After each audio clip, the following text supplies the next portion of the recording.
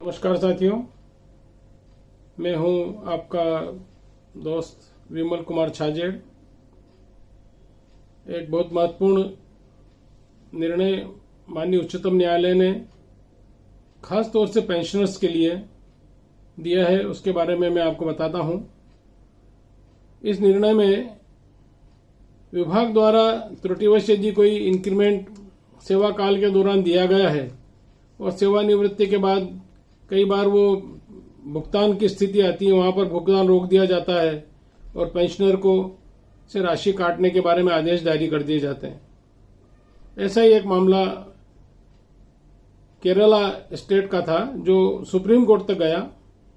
इस मामले में मैं आपको सारे तथ्य विस्तार से बताता हूं। उसके पहले एक निवेदन करता हूं कि मेरे सारे जितने भी दर्शक हैं, कृपया मेरे चैनल को सब्सक्राइब कर लें, लाइक करें, शेयर करें, ताकि कोई भी सुप्रीम कोर्ट, हाई कोर्ट के लेटेस्ट अपडेट्स आते हैं तो वो आपको यथाशीघ्र मिल सकें।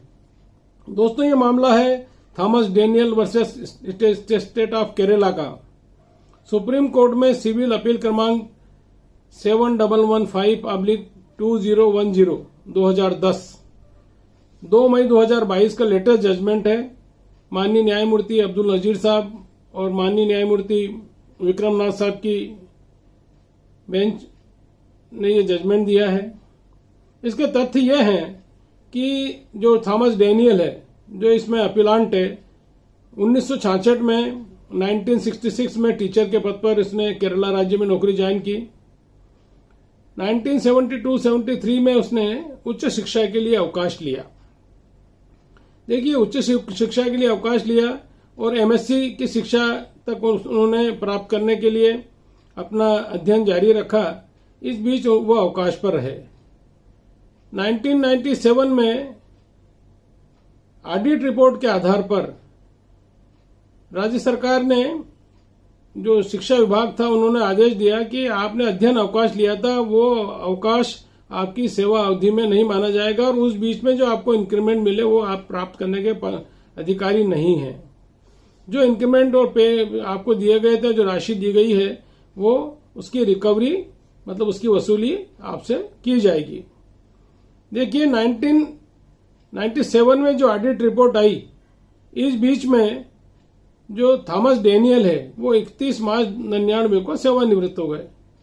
सेवानिवृत्ति के बाद उनका न तो पेंशन का भुगतान किया गया, न ग्रेच्युटी की राशि अदा की गई। वो इस कटौती के लिए सारे राशि को होल्ड रख लिया और रोक लिया गया। कई अभ्यावेदन थॉमस डेनियल ने दिए, किंतु उन पर कोई सुनवाई नहीं हुई। 25/5/2000 को सीएम का जो शिकायत सेल है केरला का, वहां पर उन्होंने आवेदन दिया, पर सीएम सेल, शिकायत सेल ने भी उनके आवेदन को निरस्त कर दिया और कहा कि आपको वसूली आपसे की जाएगी।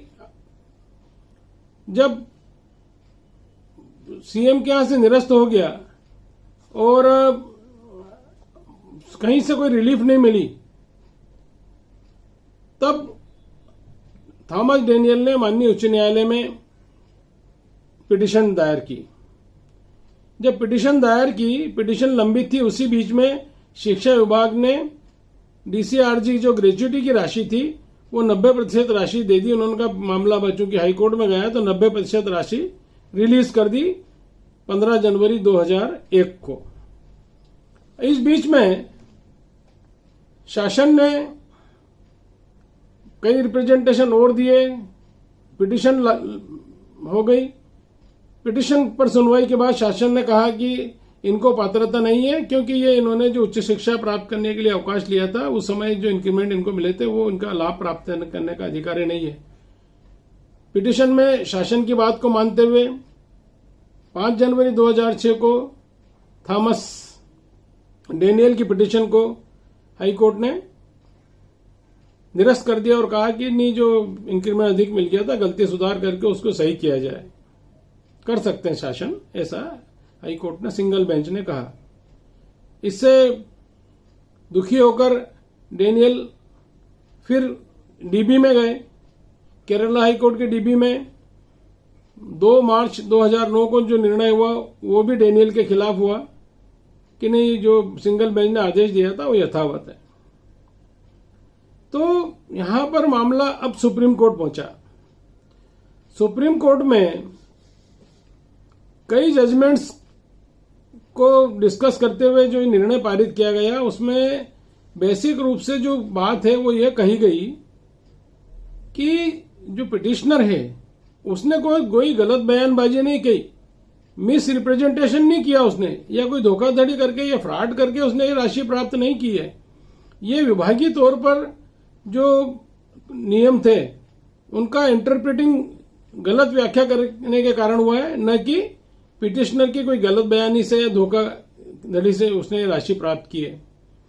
इस बीच में जब सुप्रीम कोर्ट में पिटिशन लंबित थी तो उन्होंने कहा कि साहब बाईपास हो गया, लंबा समय हो गया मुझे सेवानिवृत्त हुए, लंबे समय के बाद यदि मुझसे वसूली की गई तो मुझ पर बहुत ही ज्यादा एक अन्याय होगा। सुप्रीम कोर्ट ने कहा कि गलत व्याख्या, कोई फ्रॉड नहीं किया, ऐसी स्थिति में कोई भी पेंशनर से राशि वसूल नहीं की जा सकती।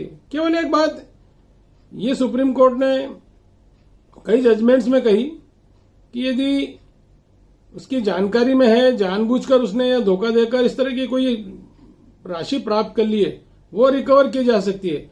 सारे केस की परिस्थितियों पर निर्भर करेगा, पर उन्होंने बेसिक रूप से यही कहा कि यदि धोखाधड़ी से या मिस रिप्रेजेंटेशन करके यदि कोई राशि प्राप्त नहीं की है तो वो राशि उससे वसूल नहीं की जा सकती है। सेवानिवृत्ति को 10 वर्ष हो चुके थे और जो इंक्रीमेंट दिया था वो वसूल करने के बारे में जो राज्य शासन ने आदेश दिया, ऑनरेबल उच्चतम न्यायालय ने ये कहा कि ये यदि अब 10 साल बाद जाकर यदि ये रिकवरी का आदेश दिया तो अनजस्टिफाइड होगा। एक पेंशनर से इस तरह की राशि वसूल करना न्यायसंगत नहीं होगा। और पिटिशनर की पिटिशन को सुप्रीम कोर्ट ने अलाउ किया और राज्य शासन द्वारा जो आदेश दिया गया था इंक्रीमेंट की राशि जो वापस करने का रिकवरी का, वो उन्होंने निरस्त कर दिया।